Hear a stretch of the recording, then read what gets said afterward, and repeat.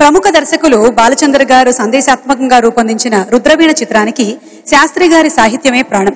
ముఖ్యంగా తరలిరాదా తనే వసంతం, తన దరికిరాని వనాల కోసం అన్న పాట పల్లవి మొత్తం చిత్రం కథనే ఆవిష్కరిస్తుంది. విభిన్న మనస్తత్వాలు గల తండ్రి కొడుకుల ఆశయాల్ని ప్రతిబింబిస్తుంది.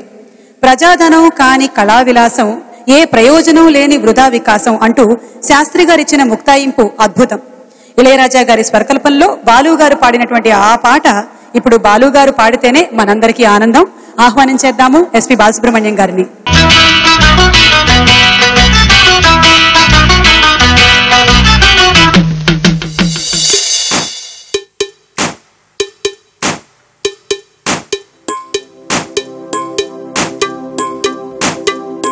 తరలిరాద తనే వసంతం, తన దరికి రాని వనాల కోసం. తరలిరాద తనే వసంతం, తన దరికి రాని వనాల కోసం. గగనాల దాకా అలసాగకుంటే మేఘాల రాగం ఇలా చేరుకోదా.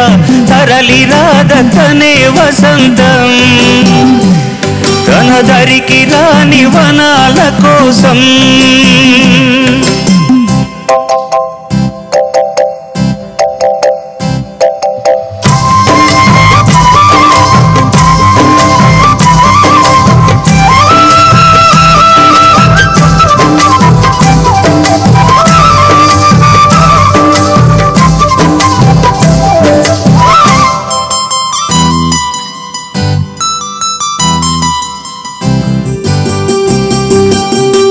వెన్నెల దీపం కొందరిదా, అడవిని సైతం వెలుగు కదా. వెన్నెల దీపం కొందరిదా, అడవిని సైతం వెలుగు కదా. ఎల్లలు లేని చల్లని గాలి అందరి కోసం అందును కాదా. ప్రతి మదిని లేపే ప్రభాత రాగం పదే పదే చూపే ప్రధాన మార్గం. ఏది సొంతం కోసం కాదను సందేశం, పంచే గుణమే పోతే ప్రపంచమే శూన్యం. ఇది తెలియని మనుగడ కథ, దిశ నెరుగని గమనము కథ. తరలిరాద తనే వసంతం, తన దరికి రాని వనాల కోసం.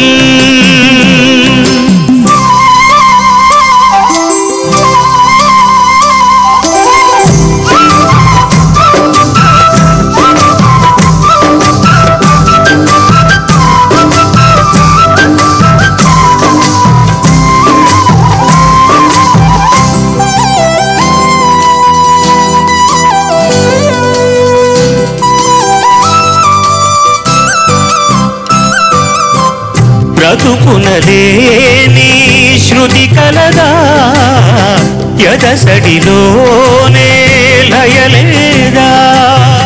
బ్రతుకునలేని శృతి కలదా, ఎదసడిలోనే లయలేదా. ఏ కళకైనా ఏ కలకైనా జీవిత రంగం వేదిక కాదా. ప్రజాధనం కాని కళా విలాసం, ఏ ప్రయోజనం లేని వృధా వికాసం. కూసే కోయిల పోతే కాలం ఆగిందా, పారే ఏరే పాడే మరో పదం రాదా. మురళికి గల స్వరముల కళ పెదవిని విడి పలుకదు కదా. తరలిరాద తనే వసంతం, తన దరికి రాని వనాల కోసం. గగనాల దాకా అలసాగకుంటే మేఘాల రాగం ఇలా చేరుకోదా. తరలిరాద తనే వసంతం, తన దరికి రాని వనాల కోసం.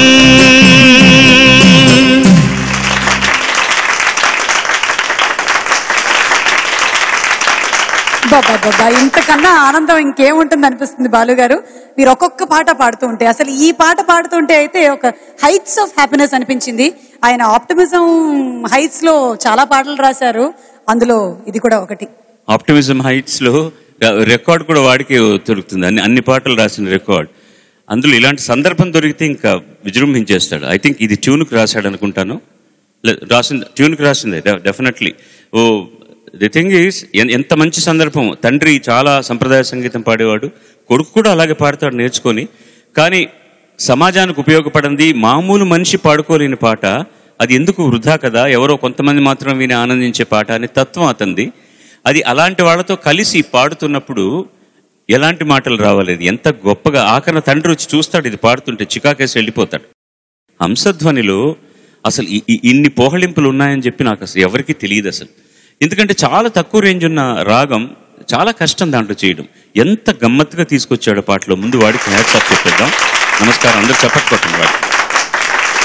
అండ్ దెన్ ఏం పోలికలు తీసుకురావాలంటే, ఏదైనా సంగీతం గురించి ఇది నాది మీది అందరిది సంగీతం కదా, 1,00,000 రకాల పోలికలు తీసుకుని రావచ్చు. అందరికీ సొంతమైనది ఏది అని చెప్పడానికి.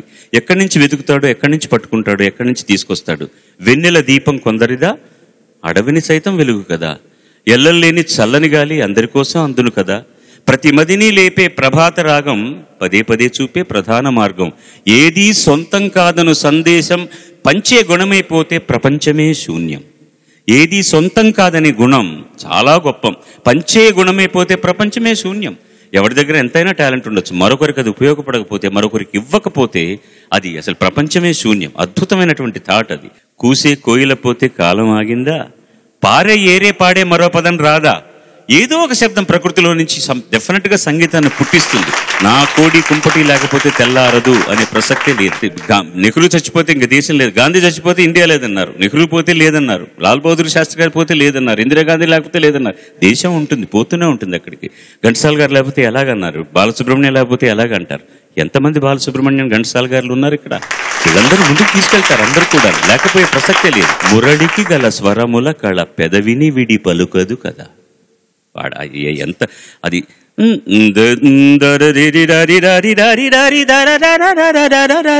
అన్ని హ్రస్వాక్షరాలతో ఒక 4 బార్ల తతకారానికి, మురళికి గల స్వరముల కళ పెదవిని విడి పలకదు కదా.